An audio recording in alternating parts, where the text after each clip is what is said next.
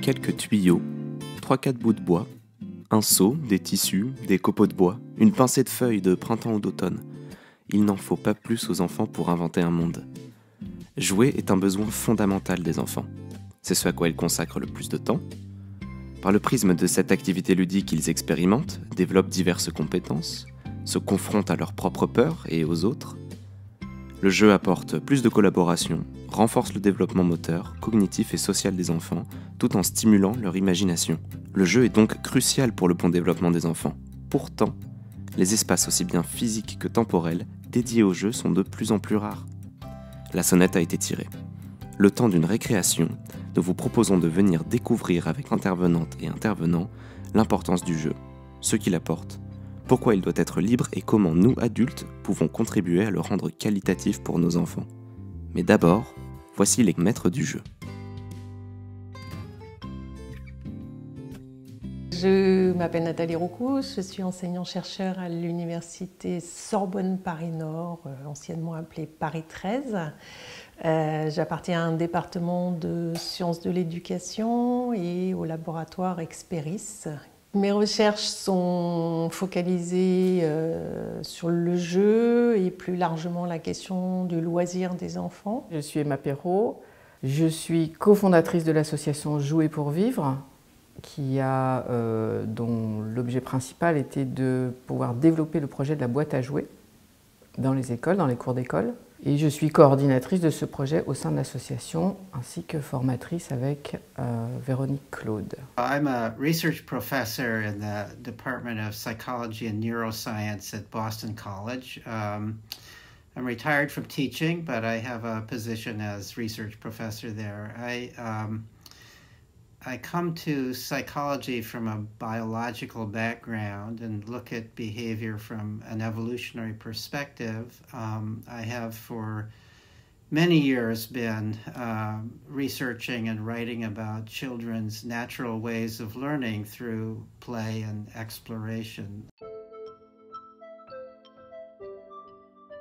La définition du jeu est très complexe et qu'elle est presque impossible puisque d'une certaine façon le jeu c'est d'abord quelque chose qu'on vit, c'est d'abord une attitude. Ça fait partie des instincts de survie.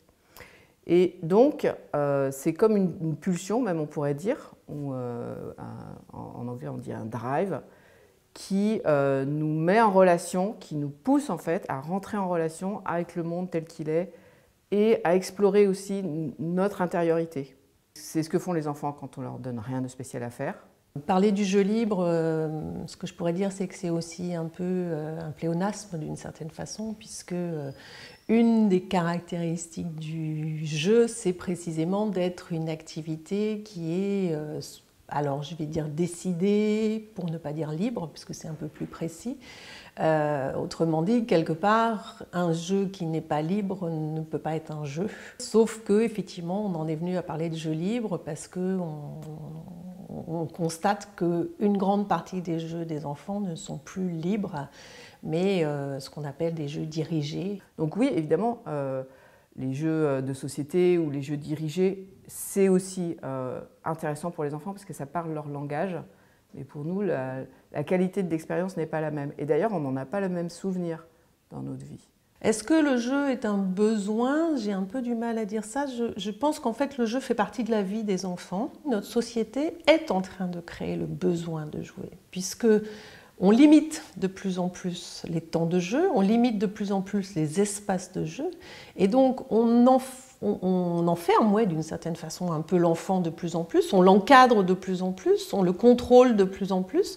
Donc au bout d'un moment, effectivement, le jeu devient un besoin pour échapper d'une certaine façon à ces pressions, à ces contraintes qu'on met de façon très très forte sur les enfants. So if it's not self-directed, if it's not free, I don't think it's play. People talk about free play versus non-free play. And to me, if it's not free, it's not play. It's become increasingly hard for children to play in public spaces for a variety of reasons, partly because we've become more protective of children, for better or worse, so we don't want them playing in the street. Partly because of how we keep children so busy with other kinds of activity. Oftentimes, if there are play areas within walking space, They're not very interesting play areas. I think the whole thing about play is that it is something that children themselves are controlling. That's the primary things that children are learning in play is how to take control of their own lives, how to make decisions, how to initiate activities, how to solve their own problems. On n'a pas de réelle preuve scientifique d'une certaine façon de ce que les enfants apprennent, c'est-à-dire qu'on a des éléments qui montrent qu'il y a des apprentissages, mais le contenu de ces apprentissages est très très difficile à cerner, puisque scientifiquement prouver les apprentissages, c'est quelque chose de très difficile, que ce soit par le jeu ou autrement. Ce dont on est à peu près sûr, c'est qu'en jouant, l'enfant apprend à jouer. Et ça va peut-être à l'encontre d'un certain nombre de pensées un peu naïves qui consistent à penser que le jeu est quelque chose d'inné. Or, en fait, les enfants réellement acquièrent une compétence à jouer et développent leur compétence à jouer.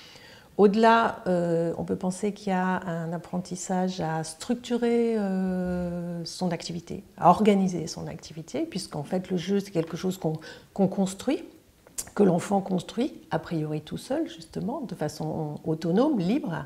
Et dans cette structuration de son activité, il apprend à structurer une activité, ce qui peut bien évidemment après lui servir à structurer d'autres activités. Dès que le jeu est un peu collectif, c'est-à-dire à plusieurs, eh ben, l'enfant va apprendre à être en interaction avec des pairs, avec d'autres adultes, d'autres enfants. In the context of social play, they have to communicate in a real way with one another about what they're doing. They're negotiating with one another, and they're using language. There's actually research that shows that children's language with other children in play is much more sophisticated than when children are talking with adults. First of all, I should say that children actually learn their native language in play. The first cooing and babbling is always playful. The first words are always used in a playful context. They're never used to ask for anything.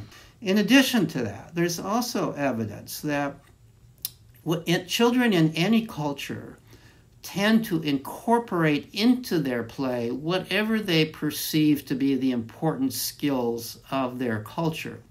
Un des gros avantages du jeu, c'est que en fait, on est dans une espèce de parenthèse où tout est possible, puisqu'on est dans ce que Gilles Brougère appelle le second degré, donc un cadre qui n'est plus le cadre du réel complètement.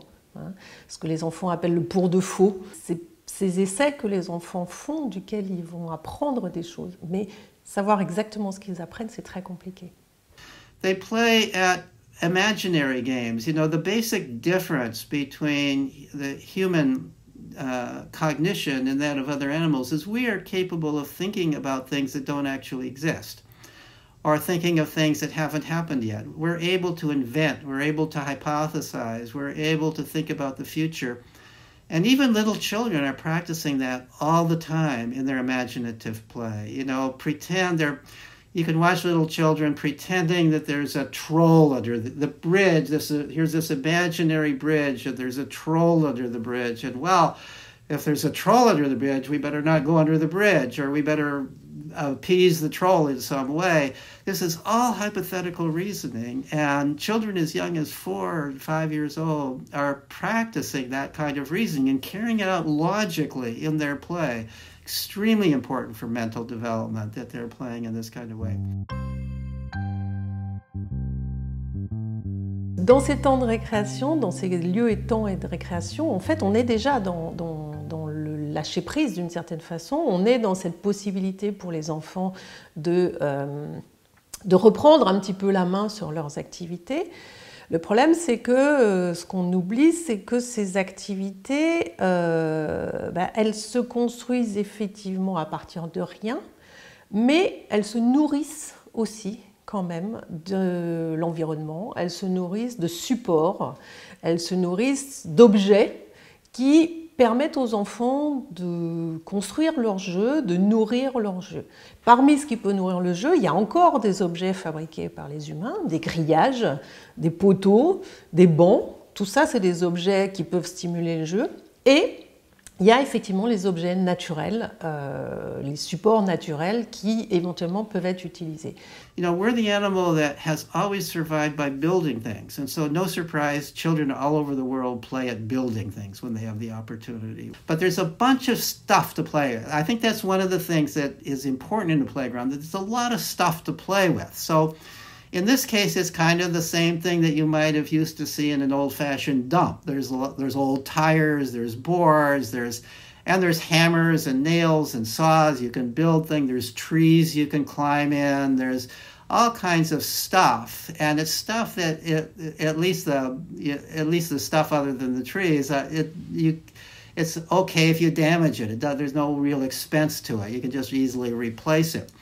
The children are even allowed to light fires. They're allowed to play in these kind of dangerous ways. La boîte à jouets, c'est évidemment ce qu'on voit dans la cour, c'est-à-dire ce grand abri avec plein de matériaux de récupération à l'intérieur, d'objets issus du réemploi, de choses qui viennent d'univers quotidiens. Ça peut être des chaises ou des choses, des sièges auto, des choses qui viennent des familles. Et puis également des rebuts d'usines, donc des objets un peu plus industriels, un peu plus aussi moins déterminés dans leurs usages. On essaye de trouver au niveau en tout cas de ces objets justement une espèce à la fois de foisonnement et de diversité, mais aussi une ouverture sur de la possibilité de transformation. Et pour ça, du coup, par exemple, on ne met pas de jouets parce qu'on considère que le jouet il est trop déjà prédéterminé dans l'usage. Et on aime bien les objets qui sont des morceaux de quelque chose. Et donc du coup, qu'on peut combiner facilement et qui rend le jeu très accessible quel que soit l'âge. Pour moi, l'essentiel, c'est de comprendre que la boîte à jouets, ce n'est pas juste une boîte avec des objets mis à disposition des enfants. C'est la place qu'on donne au jeu dans l'école. Et c'est du coup, à travers le jeu, la place qu'on donne aux enfants dans l'école. C'est que la place du jeu, du jeu des enfants, elle n'est pas si évidente que ça dans les écoles. On est plutôt dans une tendance d'enlever les ressources ludiques parce qu'en fait ça pose des problèmes, ça crée des conflits, nanana. Mais ici à Paris avec les cours Oasis, on voit que c'est vraiment en train de changer et c'est très positif. Les possibilités qu'offre l'espace, on parle là aussi d'affordance, hein, c'est-à-dire ce que l'espace appelle à faire, comment l'espace appelle à être occupé d'une certaine façon, c'est fondamental effectivement pour nourrir le jeu, puisque de la même façon que, si vous voulez, la diversité des supports de jeu est importante, la diversité des espaces est importante. Et qu'il y ait des espaces plats, qu'il y ait des espaces en pente, qu'il y ait des coins pour se cacher, tout ça c'est effectivement très important. Et parmi ces réflexions, il y a des réflexions importantes, très importantes sur l'aménagement de l'espace et comment il faut arriver à combiner des espaces dans lesquels on peut être tout seul, avec des espaces dans lesquels on peut être en petits groupes, des espaces dans lesquels on peut être en grands groupes, des espaces dans lesquels on peut se cacher ou au contraire des espaces dans lesquels on peut se donner à voir, hein, du genre une scène de théâtre. Il peut y avoir des espaces dans lesquels on va être en hauteur ou au contraire au ras du sol. Il peut y avoir des espaces dans lesquels on va être debout, être assis, être couché. Donc tout ça, c'est très important à réfléchir. Children, more than anything else, no matter how else they're playing, want to play with other children.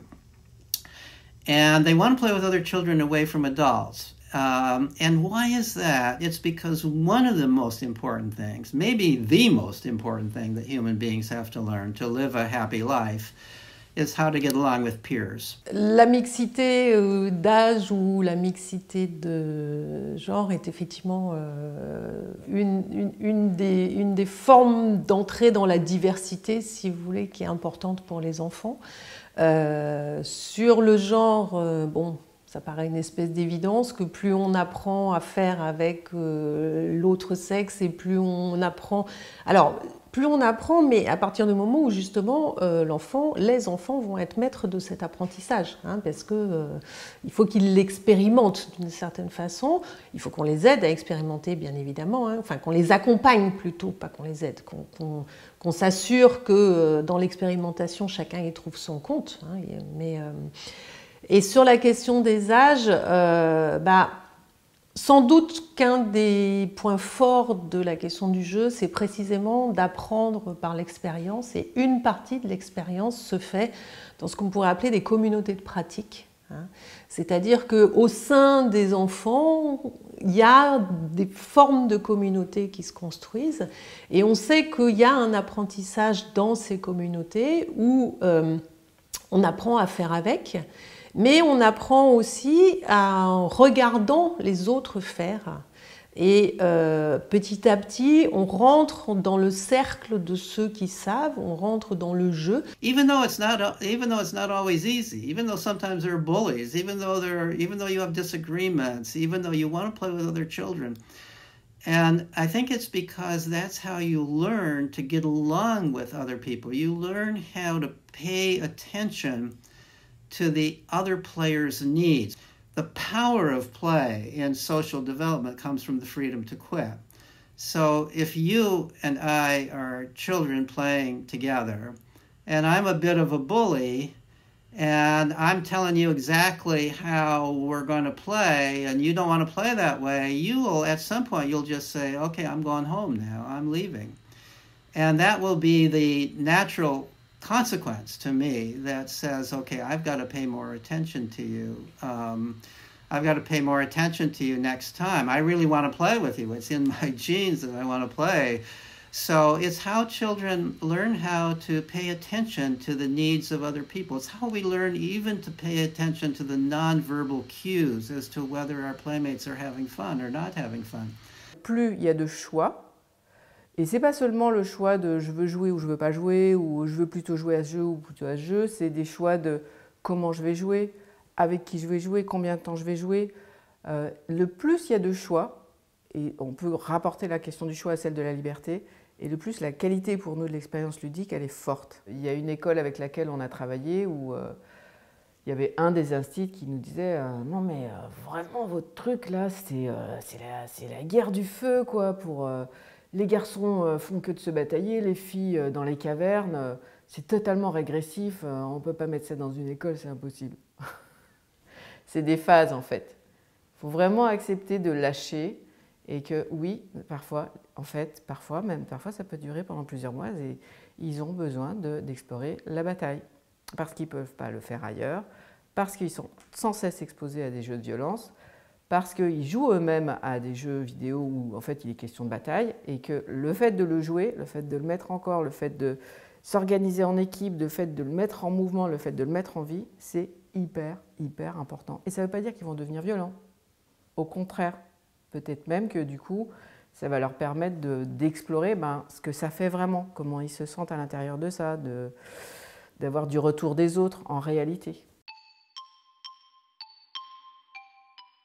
En fait, les retours que j'entends des cours Oasis, ils sont assez similaires à ceux qu'on peut entendre nous. C'est-à-dire que les enfants sont occupés. Du coup, il y a moins de conflits, il y a moins de problématiques, il y a plus de diversité dans le jeu. Donc du coup, on est moins dans une sorte de problématique entre le foot qui prend toute la place et qui en même temps génère du conflit après qu'il faut gérer la reprise de cours et le reste des enfants. Ce qu'on nous, on a constaté de manière certaine, c'est que la reprise, pas au démarrage, parce que comme j'ai expliqué tout à l'heure, au démarrage, il y a foisonnement de possibilités. Les enfants ils sont totalement excités quand ils rentrent en cours. On prévient tout le monde, c'est normal, il faut s'y attendre. Ça dure un temps, puis après, comme je disais tout à l'heure, ça se complexifie, ça se pose, ça explore différemment. Et du coup, le temps de reprise, ou en tout cas la capacité de concentration des enfants, une fois qu'ils sont de retour en classe, elle est beaucoup plus... elle est bien meilleure, on va dire. Parce qu'en fait, ils ont eu un temps qui était satisfaisant pour eux, et du coup, ils sont plus prêts, en fait, à se remettre à se concentrer, à se poser sur des apprentissages. One of the positive benefits of it is the teachers are developing a better attitude about the kids in the classroom. They're now seeing the kids in a different context. And the same kid who might look kind of stupid in the classroom looks sort of brilliant out there playing with one another. Or the same kid who they suspect might be a bully of some sort, might be really not a nice guy. They see him helping out the younger kids. They see him feeling proud of the fact that he can break up a fight among younger kids, and he's the mature one there.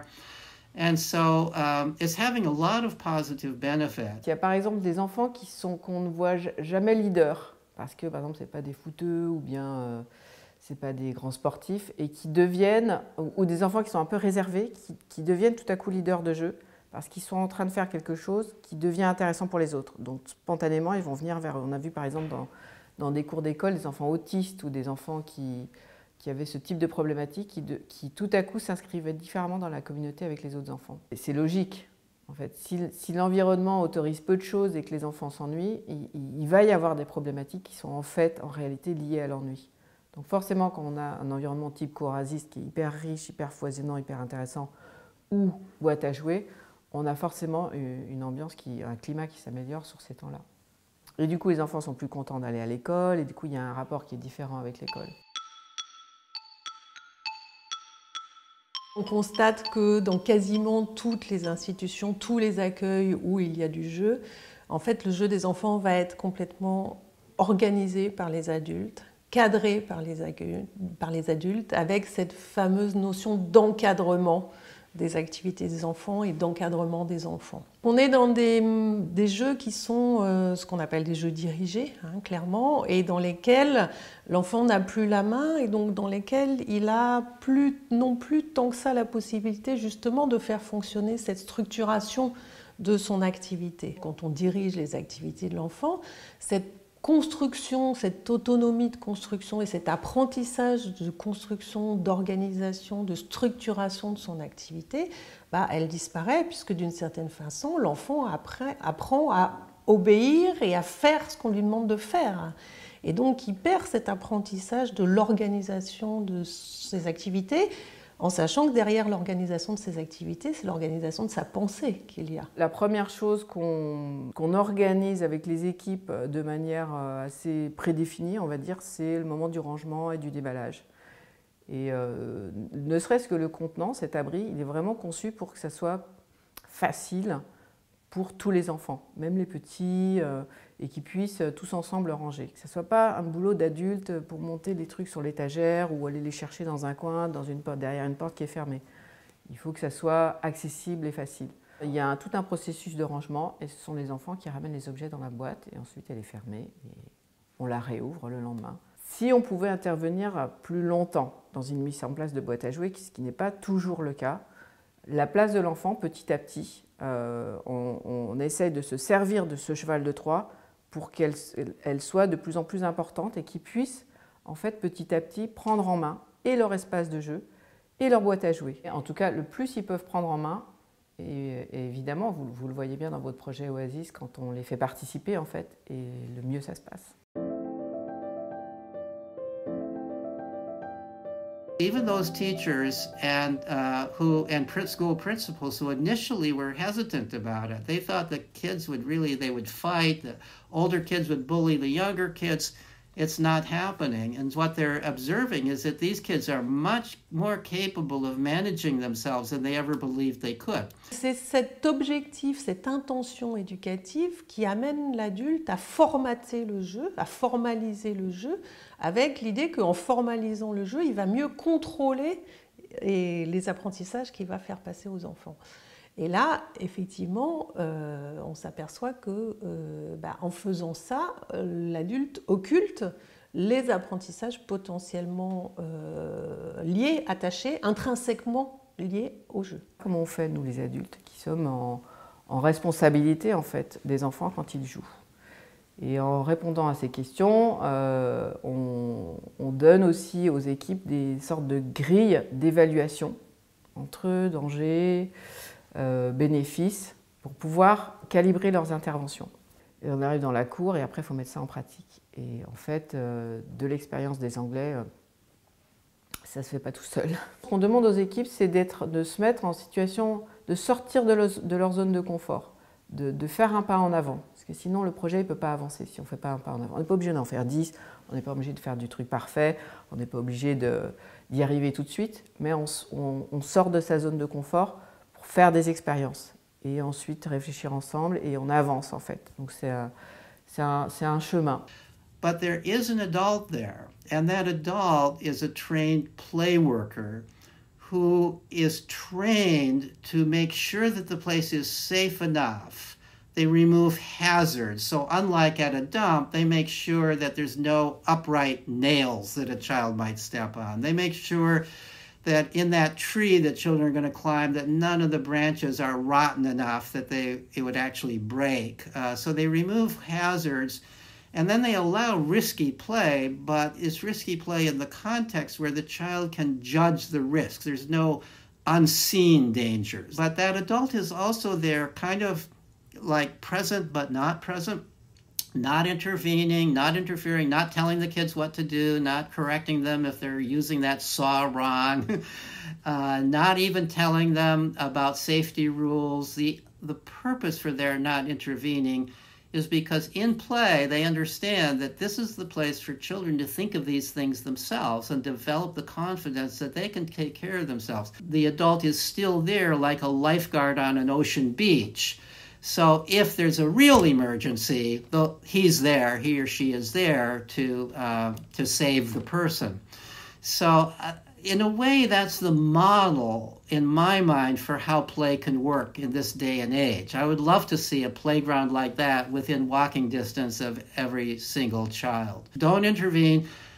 If somebody seems to be doing something wrong, let them solve it. If somebody looks sad, it's not your job to cheer them up. It's the kid's job to figure that out. If somebody falls down and skins a knee, don't go running in like it's an emergency. Just let them be. If there's a little quarrel, don't step in and feel like you've got to solve it. And the amazing thing is it works.